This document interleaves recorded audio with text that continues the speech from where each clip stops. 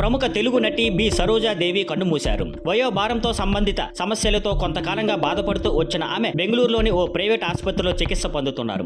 ఈ రోజు ఉదయం 9 గంటల ప్రాంతంలో ఆమె తుది శ్వాస విడిచారు. బి సరోజాదేవి కర్ణాటకకు చెందినవారు. దక్షిణ భారత భాషలైన తెలుగు, తమిళం, కన్నడ, మలయాళంలో పాటు హిందీ సినిమాల్లో కూడా నటించారు. విభిన్నమైన పాత్రలతో ప్రజాదరణ పొందిన ఈ నటి 1938లో బెంగళూరులో జన్మించారు. 13 ఏళ్ల వయసులోనే సినిమాకు ఆఫర్ వచ్చినా అప్పట్లో ఆమె తిరస్కరించారు. తర్వాత 1955లో వచ్చిన మహాకవి కాళిదాసు సినిమాతో వెండితెర ప్రవేశం చేశారు. తొలి సినిమా విజయవంతం కావడంతో ఆమెకు మంచి పేరు వచ్చింది. 2 సంవత్సరాల తర్వాత ఆమె చేసిన తెలుగు సినిమా పాండురంగ మహాత్యంతో తెలుగులో ఆమెకి స్టార్ ఇమేజ్ వచ్చింది. తన 70 ఏళ్ల సినీ జీవితంలో ఆమె దాదాపు 200కు పైగా సినిమాల్లో నటించారు. 1985లో లేడీస్ హాస్టల్ సినిమా షూటింగ్ సమయంలో ఆమె భర్త అనారోగ్యం పాలయ్యారు. ఆ వెంటనే మరణించారు. భర్త మరణానంతరం సరోజాదేవి కొత్త సినిమాలు ఒప్పుకోలేదు. దాదాపు 5 సంవత్సరాల పాటు సినిమాలకు విరామం ఇచ్చారు. Thank you for watching. Please like, share and subscribe.